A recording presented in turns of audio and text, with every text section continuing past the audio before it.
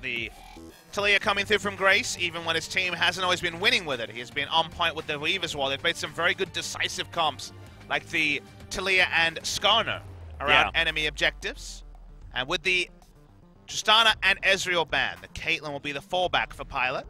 Not being a big pick from, I believe, first game this season on the Caitlyn, as Max has decided, Tarek all the time.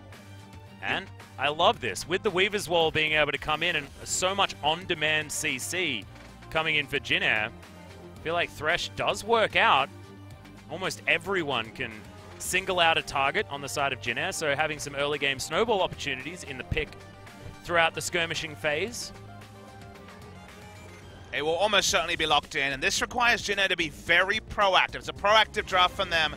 The way this works is that Jinair control the bot side vision. Talia roams down. They get the first turret, and then Thresh is unlocked to roam. Because otherwise, the game goes long enough. There's a lot of team fight for MVP. The turret kind of pushes it over the edge, and the Thresh struggles to have a place in most true 5v5s. So Jinair trying to open up the map early, rotate on MVP before the items are there for the Rise and Gangplank to fully be online.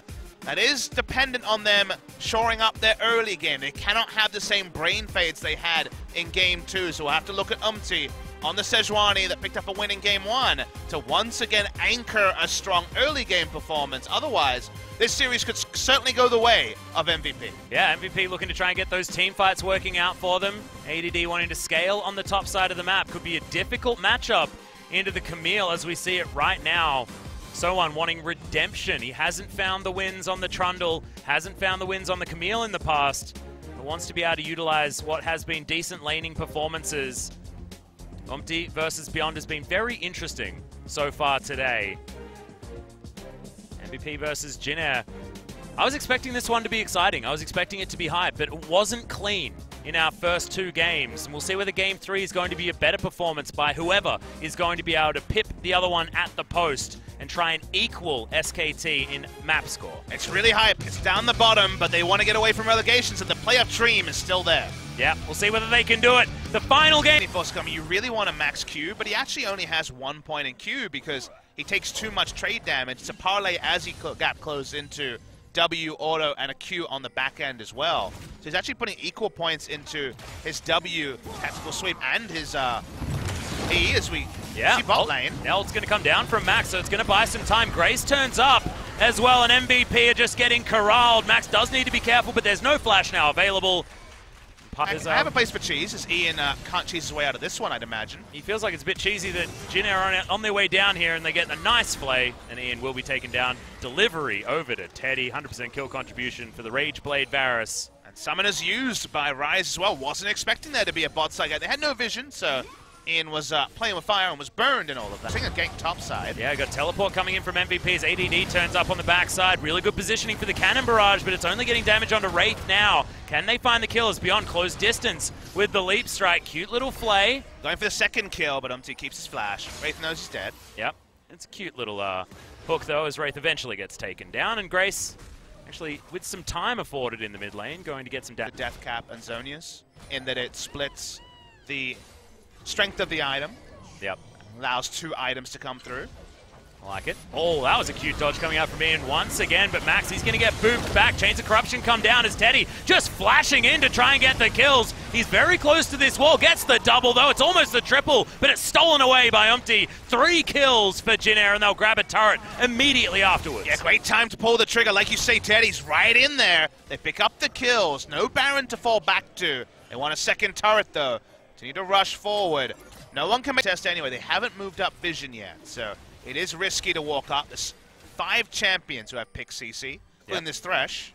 Losing health on their jungler is relatively important, but Umti's just going to jump on top of the Jackson Beyond, evaporates in front of our eyes. Cosmic Radiance is there, and he gets into the Realm Warp to get out of the way, but now no jungler, and that's going to be second Mountain Drake over to Jinair. Continuing the Dragon Snowball, and they've still got more money on Jinair as Scry's Bloom. That's going to give it away. That was a real nice set piece. I love seeing set pieces in League of Legends. We don't see them a lot, but that sort of a set piece, something you drill really hard and understand exactly which pixels you can stand in the rivers, in the river, and which ones you can't. Practice tool means that cool plays possible on the 1v1 is, okay, we're going to see an engage. Yeah, beautiful weave as well. Look, Pilot unable to be in this fight whatsoever. Ian's going to die. It's a double kill for Teddy. Ian should give it a triple, and there it is. The Varus cleaning up the fight. 9-1 in kills, and Jinner will get Baron. Yeah, triple kill means it's 7-0, almost legendary for Teddy. The legend of Teddy's one that will never be forgotten. Cannon Barrage to try to get the bizarre steal. And hold on to that. Not in any rush. That is exactly what they needed. Power in the 4. This is what you do against a Trundle, same against a Fed GP. MVP went in with the leap strike onto the ward, so they knew that kill Taric or Jax for free. Taric doesn't get to arm his ultimate. Great target selection for Jinner, and then sadly, person with all the gold is grouped. That person is Teddy. Goodbye, MVP. Yep. All too easy, as Teddy just makes dumpstering turrets. Great work as Grace is going to go on a bit of a ride towards the bottom side. And Pilot, he's actually caught out on the other side. Nets himself over, but that means that Jinner going to be able to easily break open the base. ADD just doing battle here. So1 gets destroyed. The Cannon Barrage comes in and just wipes the floor with the Camille. With GBM, they break the base. Jinner can back away. They got the objective they wanted.